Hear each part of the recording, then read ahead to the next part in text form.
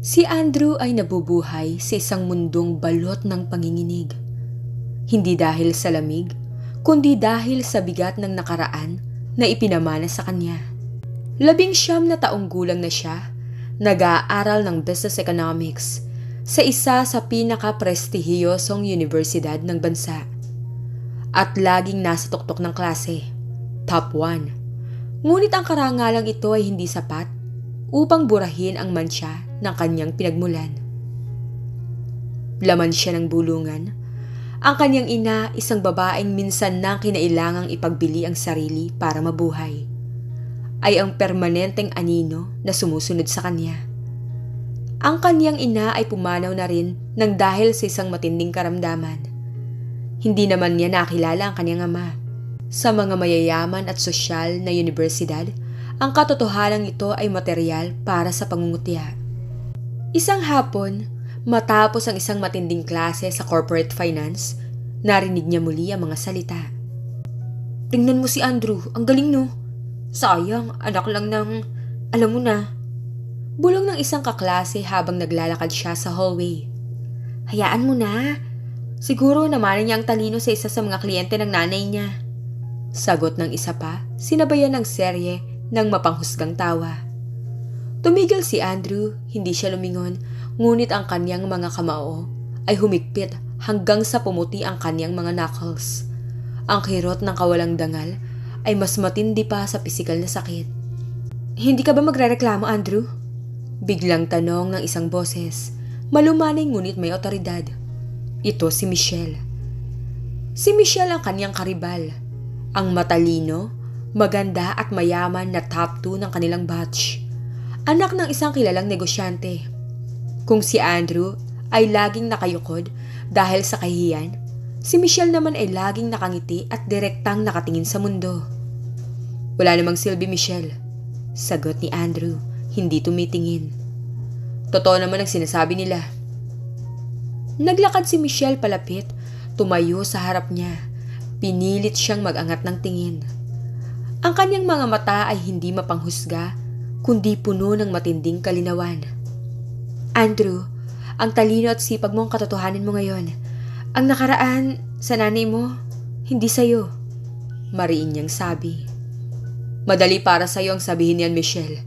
Ibang mundo mo, ibang pangalan mo," giit ni Andrew, binitawan ng mga kamay. "At yan lang bang dahilan kung bakit ka top 1? Dahil gusto mong patunayan ang halaga mo sa mga taong hindi ka naman mahalaga sa kanila?" Hinarap ni Michelle ang mga nagbubulungan at naglabas ng isang ngiti na kasing lamig ng yelo. "May problema ba kayo sa diskusyon namin? O baka mas gusto niyo pang pag-usapan ng sarili niyo mga grado?" Agad nagsitakbuhan ang mga nagchichismisan. Bumalik ang tingin ni Michelle kay Andrew. "Hindi mo kailangan ng kalasag na gawa sa galit. Kailangan mo ng kaibigan." Ang mga salitang yun, kaibigan, ay tumagos sa pader na matagal nang itinayo ni Andrew sa kanyang puso. Nagsimula ang kanilang pagkakaibigan sa gitna ng matinding kompetensya at sikretong paghanga. Si Michelle ang nagdala ng liwanag sa madilim na sulok ng buhay ni Andrew. Sa library, sa halip na magdebate tungkol sa marginal utility, nagbabahagi sila ng pangarap. Isang gabi habang nagre-review sila para sa kanilang comprehensive exam, nauna na umalis ang lahat. "Andrew, hindi ka ba nagsasawa? Lagi ka na lang nagpapakamatay para sa pag-aaral. Hindi mo ba naisip na maglibang man lang?" Tanong ni Michelle, isinara ang kanyang textbook. "Kung hindi ako mag-aaral ng husto, Michelle, wala akong ibang puhunan. Hindi ako pwede mag-relax. Bawat segundo, kailangan ko maging mas mahusay sa lahat ng tao. Kailangan ko umakyat bago pa ako mahusgahan." "Naiintindihan ko naman yung pangarap mo," bulong ni Michelle. "Pero hindi ka robot. Tandaan mo, top 1 ka na. Wala na kailangang patunayan pa." "Meron, Michelle. Ang pangalan ko, ang kinabukasan ko." "Kung ganon," sagot ni Michelle, may seryosong tingin, "hayaan mo ako maging pahinga mo. Kapag kasama mo ako, Andrew, kalimutan mo muna ang nakaraan. Hayaan mo akong ipakita sa'yo na hindi lang pag-aaral ang buhay." Dahil kay Michelle, natutong tumawa muli si Andrew. Natuto siyang magpahalaga sa mga simpleng bagay tulad ng milk tea at maikling pamamasyal sa labas ng campus. Ang dati niyang madilim na ora ay unti-unting napalitan ng pamilyar na kislap ng isang taong may pangarap, hindi lamang nagtatago sa anino. Ang pagkakaibigan ay mabilis na lumalim, nagiging isang hindi maipaliwanag na koneksyon. Ang mga sandaling magkasama sila ay tila nagiging pira-pirasong ginto sa gitna ng ordinaryong buhay. Hindi nagtagal, naunawaan ni Andrew na ang nararamdaman niya para kay Michelle ay higit pa sa paghanga. Yun ay pag-ibig. Ang kanilang pag-ibig ay sumibol sa mga tahimik na sandali. Isang hapon, matapos ang kanilang pagtatapos sa kolehiyo, kung saan nagtapos si Andrew bilang summa cum laude at si Michelle bilang magna cum laude. Nagkita sila sa isang park. Top 1 at top 2, kamangha-mangha, sabi ni Andrew, nakatingin sa diploma. Hindi naman yan kasing kamangha-mangha ng nahanap ko sa iyo, Andrew, sagot ni Michelle, hinawakan ang kanyang kamay. Ang paghawak ay matagal. Tila may matinding damdamin na nag-uugnay sa dalawa. Tumingin si Andrew sa kanya. Michelle, mula nung nakilala kita, nagbago ang lahat. Hindi na ako natatakot sa sarili kong pangalan. Dahil hindi ka na nag-iisa, bulong ni Michelle. Mahal kita, Michelle, direktang sabi ni Andrew. Wala nang pag-aalinlangan, walang takot.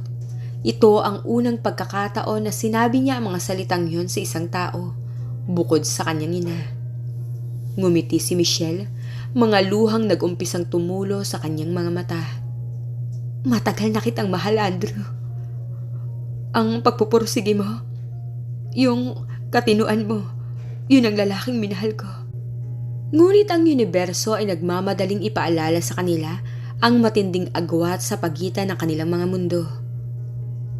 Isang linggo matapos ang kanilang pag-amin, inimbitahan ni Michelle si Andrew sa kanilang bahay. Isang mansyon na kasing laki ng isang maliit na hotel. Ang pagbisita ay hindi naging mainit. Si Tita Elena, ang ina ni Michelle, ay isang babaeng may matinding kaayusan at karangalan. Siya ang matriarch ng pamilya. Tiningnan niya si Andrew mula ulo hanggang paa. Hindi nang may paghanga, kundi nang may matinding pagdududa. Sa living room, habang naghahain ng tsaa, nagsalita si Tita Elena, hindi nag-aaksaya ng oras. Andrew, alam ko ang lahat tungkol sa'yo.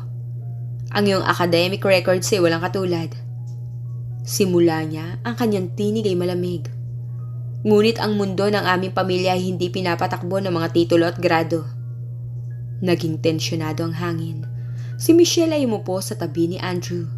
Hinawakan ang kanyang kamay ng mahigpit. Mahal ko si Andrew. At isa siyang matalinong tao. Magtatagumpay siya. Sigurado ko. Depensa ni Michelle. Tagumpay? Ang tagumpay, anak, may kasamang pundasyon. Ang pundasyon ay pera, Michelle. Ang pera ay kasaysayan, pamilya. Tumingin siya kay Andrew, ang matinding tingin ay humihiwa.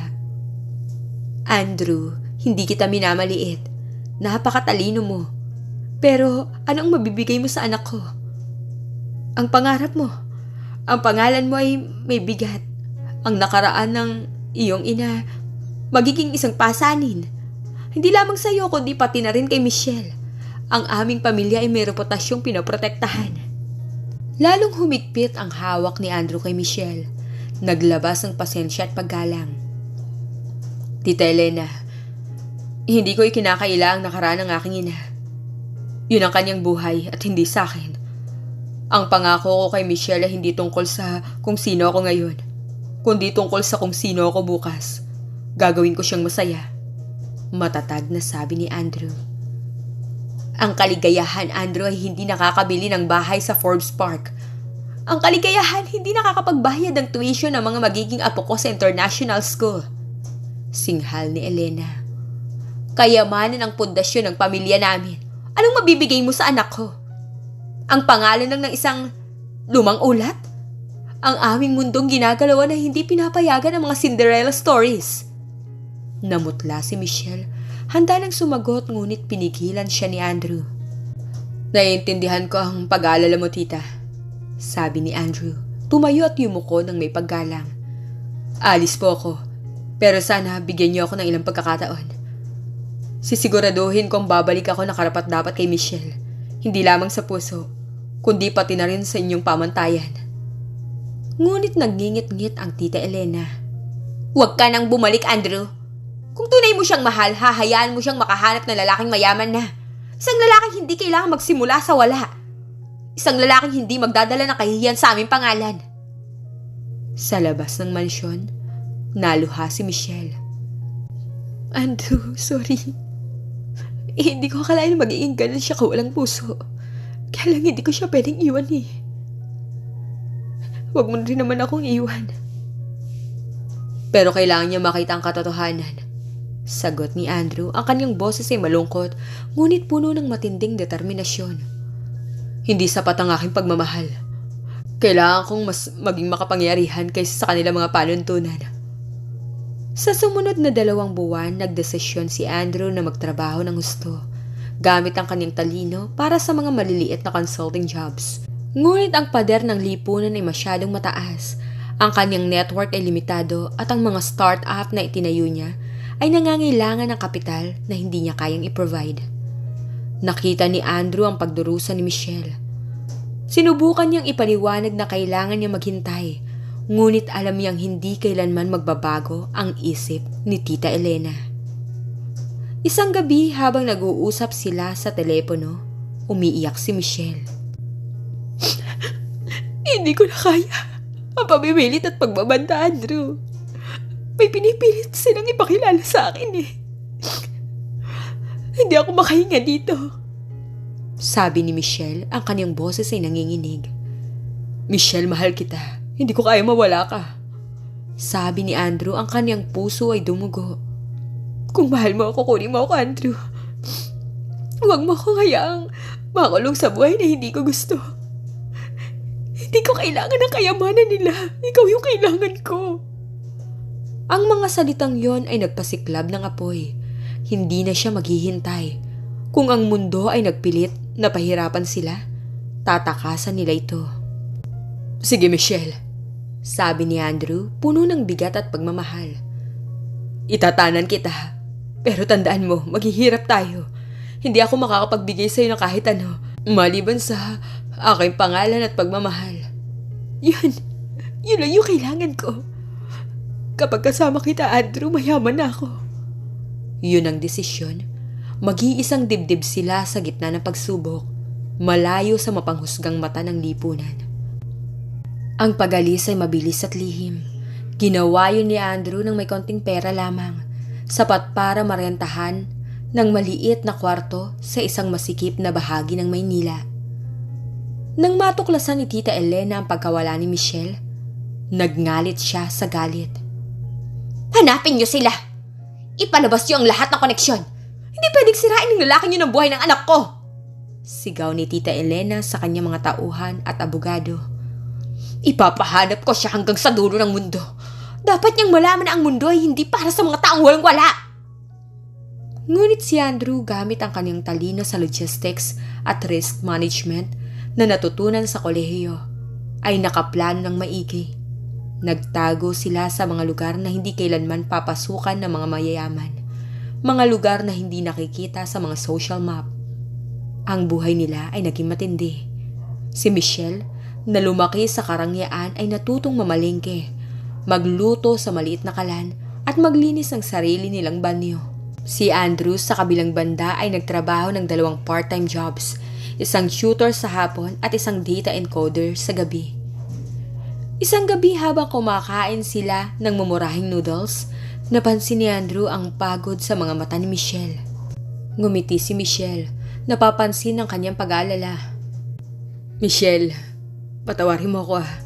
Hindi ganito ang buhay na karapat-dapat sa'yo. Sabi niya pinisil ang kamay ni Michelle. Ngumiti si Michelle, napapansin ang kaniyang pag-aalala. Wala kang kailangang ipagpaumanhin, mahal ko. Sa unang pagkakataon, ako ang nagdedesisyon sa sarili kong buhay.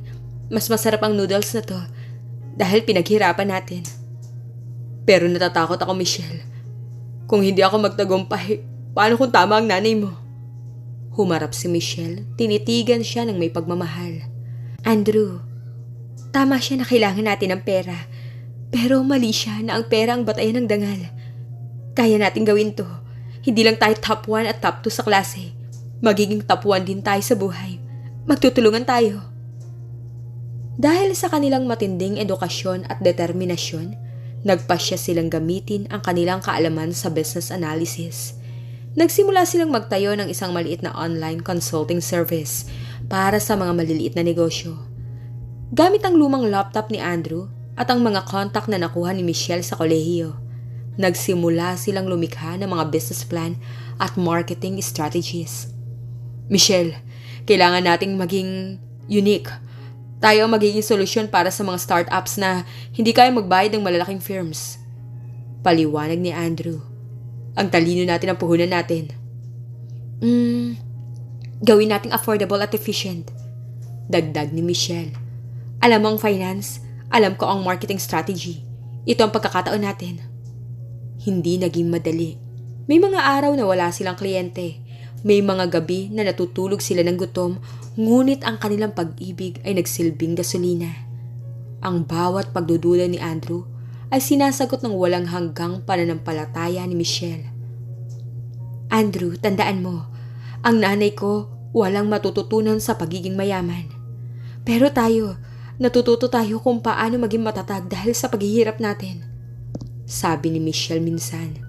Habang naglalakad sila ng magkahawak kamay pauwi galing sa isang client meeting. Lumipas ang 5 taon. Ang kanilang maliit na consulting business ay lumaki. Ang dating online platform ay naging isang lehitimong kumpanya. Ang A&M Strategic Solutions. Sila ay hindi na nagtatago. Sila ay nagtatayo na ng pangalan. Ang kanilang mga kliyente ay lumaki. At ang kanilang reputation sa industriya ay umangat. Ang dating Andrew na balot ng kahihiyan, ngayon ay isang CEO na may matinding tiwala sa sarili. Ang dating Michelle na spoiled, ngayon ay isang veterana ng negosyo, may karanasan sa pakikipagsapalaran. Andrew, nakita mo? Nagtagumpay tayo! Sabi ni Michelle habang nilalagdaan nila ang papel para sa kanilang unang $1 million na contract. Nagtagumpay tayo. Wala ako rito kung wala ka. Sagot ni Andrew. Ngunit sa gitna ng kanilang tagumpay, mayroong isang bagay na kailangan pa nilang harapin. Ang kanilang nakaraan. Ang pagbabalik at ang ama. Ang pagyaman ni Andrew ay nagbukas ng daan sa mga social circle na dati hindi niya kayang lapitan. Sa isang economic summit, kinakatawan niya ang A&M. Nakikihalubilo sa mga pinakamalaking negosyante sa bansa. Doon niya nakita si General Alfonso, isang kilalang bilyonaryo sa industriya ng real estate at infrastructure. Si General Alfonso ay walang asawa at kilala sa kanyang pagiging philanthropic at matalino. Isang araw matapos ang isang matinding presentation ni Andrew tungkol sa market stability, lumapit sa kanya si General Alfonso. Mr. Andrew, ang iyong presentation ay kahanga-hanga. Ang talino sa complex equations, parang pamilyar sa akin. Sabi ni General Alfonso, may kakaibang seryosong tingin. Salamat po, General. Napakalaki po ng ibig sabihin ng papuri niyo. Sagot ni Andrew. Nagsimula silang magkaroon ng madalas sa pag-uusap. Nalaman ni Andrew na si General Alfonso ay nag-aral din ng economics at may parehong mga hobbies at interest. Ang kanilang koneksyon ay mabilis at malalim. Tila may matagal na silang pagkilala sa isa't isa. Minsan habang naghahaponan sila, nagtanong si General Alfonso tungkol sa pamilya ni Andrew. Andrew, napakatalino mo. Tiyak na ipinagmamalaki ka ng iyong ama. Sino siya? Seryosong tiningnan ni Andrew ang bilyonaryo. General, hindi ko nakilala ang aking ama. Ang aking ina lang ang nagpalaki sa akin. Siya ay... Isang babaeng naghirap at nagtrabaho sa mga oras na hindi ko dapat talakayin sa isang pampublikong lugar. Hindi nagbago ang ekspresyon ni General Alfonso. Sa halip, naging mas seryoso ito. Andrew, may isa sana akong katanungan na matagal ko nang hindi masagot. May mga bagay akong dapat ikumpisal. Maaari mo bang ilarawan ang iyong ina? Tanong ng bilyonaryo, ang kanyang boses ay nanginginig. Ikinuwento ni Andrew ang tungkol sa kanyang ina, ang kanyang pangalan at ang mga taon kung kailan siya pinanganak. Biglang tumayo si General Alfonso na mumutla. Hindi maaari, bulong niya. General, may problema po ba? Tanong ni Andrew. Andrew, nung bata pa ako, bago ako naging General Alfonso, nagkaroon ako ng isang napakaikling relasyon sa isang babaeng nagbigay sa akin ng matinding kaligayahan sa isang napakadilim na panahon ng aking buhay. Napilitan akong umalis dahil sa isang misyon sa ibang bansa. Sinubukan ko siyang balikan pero hindi ko na siya nakita. Naglabas si General Alfonso na isang luma at kupas na larawan. Nandoon ang kanyang ina, mas bata at maganda. Kinabahan si Andrew. Siya ang aking ina. Paano niyo po siya nakilala? Ang pangalan ng iyong ina, ang mga petsa at ang matinding talino mo, Andrew. Hindi ako hangal, pareho tayo may pag-ibig sa complex algorithms. Nagpumilit si General Alfonso na magpa-DNA test. Ang mga resulta ay dumating 1 linggo pagkatapos. Si Andrew ay anak ni General Alfonso. Ang bilyonaryo na walang asawa ay ang kanyang tunay na ama. Anak! Niyakap ni General Alfonso si Andrew. Matindi, puno ng luha ng pagsisisi at kaligayahan. Tinanggap kita, ang kayamanan ko ay sa'yo. Hindi ka na kailangang magbuwis buhay para sa pangalan. Ang pangalan mo ngayon ay Alfonso. Ngunit tumanggi si Andrew. Salamat, Amahap. Ngunit ang pangalan ko, ang pagpupursige ko ay akin. Hindi ko to kailangan. Pero ang pagtanggap mo, ito ang pinakamalaking kayamanan. Ang pagkatagpo sa kanyang ama ay nagbigay kay Andrew ng hindi matatawarang kapangyarihan. Ang kapangyarihan ng lehitimong koneksyon. Siya ngayon ay hindi lamang mayaman, kundi isa siyang Alfonso. Isang pangalan na hindi kayang baliwalain. Panahon na para umuwi at harapin ang nakaraan. Naghanda si Andrew at Michelle para sa kanilang pagbabalik. Hindi na sila nagtago. Bumalik na sila ng may buong karangalan. Dumating sila sa mansyon ng mga magulang ni Michelle sakay ng limousine na sinundan ng kanilang security entourage. Ang kanilang pagpasok ay hindi na ang tahimik na pagdating ng isang sutor na humihingi ng pabor, kundi ang pagdating ng mga kapantay o mas mataas pa. Si Tita Elena ay nagulat nang makita ang kanyang anak. Niyakap niya si Michelle. Lumuluha, ngunit mabilis na napalitan ng galit ang kanyang ekspresyon nang makita si Andrew. Michelle, saan ka galing? Bakit ka sumama sa lalaking ito? Wala ka bang alam kundi sirain ang buhay mo? Sigaw ni Tita Elena. Ma, tumigil ka na! Mariing sabi ni Michelle. Ang kanyang boses ay may katatagan. Hindi sinira ni Andrew ang buhay ko. Iniligtas niya ako. Kasal na kami. At successful na. Successful? Ang pagiging successful galing sa mga bawal na paraan. Hindi mo pwedeng gawing malinis ang sarili mo, Andrew. Ang pinagmulan mo mananatili yun. Sigaw ni Elena. Ngumiti si Andrew kalmado. Ang kanyang mga mata ay nagpapakita ng hindi matatawarang otoridad. Tita Elena, 5 taon. 5 taon na naghirap si Michelle kasama ko. Hindi siya nagreklamo. Gumawa kami ng aming sariling pundasyon. Ang A&M Strategic Solutions. Nagkakahalaga na ngayon ang bilyon-bilyon. Ang mga kliyente namin ay mga kumpanyang binabantayan ng iyong mga kaibigan. Sabi ni Andrew. Pero ang iyong pangalan. Ang pangalan ko? Umupo si Andrew sa isang mamahaling upuan. Ako ngayon ay legal na Andrew Alfonso, anak ni General Alfonso. Natigilan si Tita Elena. Ang pangalan ni General Alfonso ay may matinding bigat sa kanilang industriya. Siya ay isa sa mga pinakamakapangyarihang tao sa bansa. Hindi yan totoo. Bulong ni Elena, tila gumuho ang kanyang mundo. Totoo, tita. Tinanggap ako ng aking ama at nagpapasalamat ako. Dahil ang pagpupursigi ko, ang drive ko na pinagtawanan nyo ay pinanganak dahil sa gusto kong maging karapat-dapat ako kay Michelle. Salamat, tita, at dahil sa inyo, ginawa ko imposible ang posible. Ang matinding pagmamataas si Tita Elena ay unti-unting lumambot, napalitan ng pait ng pagsisisi. Andrew, Michelle, patawarin niyo ako. Ang pagmamataas ay naging pader. Akala ko ang pera ang pinakamahalaga. Ngayon ay nakikita ko na ang pag-ibig niyo at ang inyong dangal ay mas matimbang pa. Niyakap ni Michelle ang kanyang ina. Hindi kami nagdamdam, ma. Naisip namin na kailangan mong makita na ang pag-ibig talagang makapangyarihan.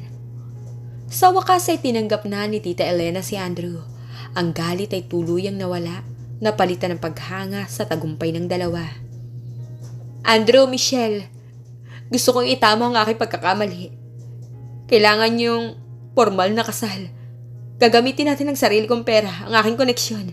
Gagawin natin yun ng marangal katulad ng isang royal wedding. Sabi ni Tita Elena. Salamat, tita. Sagot ni Andrew. Ang kasal ay naging isang malaking kaganapan. Ang Forbes Park ay nagulat sa pagmamahalan ng dalawang henyo. Si Andrew, ang billionaire son na nagmula sa wala, at si Michelle, ang heiress na piniling mabuhay sa kahirapan. Ang pagtanggap, formal na ipinakikilala ni Andrew ang kaniyang ama, si General Alfonso, kay Michelle at Tita Elena.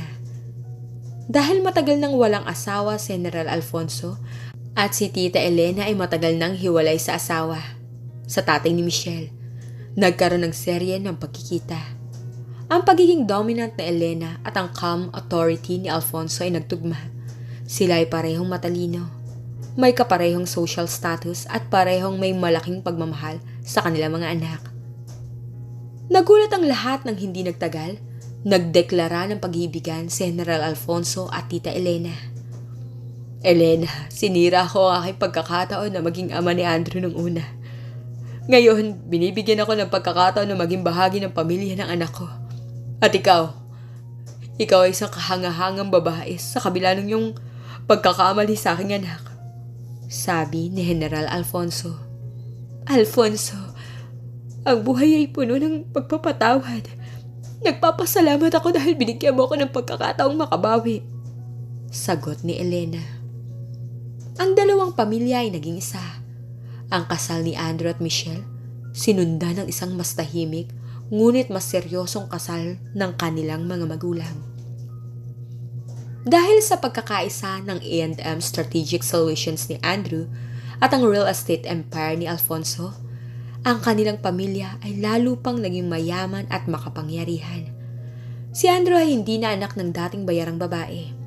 Siya ay isa ng pangalan ng isa sa pinakamayayamang pamilya sa Pilipinas na natamo ang lahat gamit ang sarili niyang talino.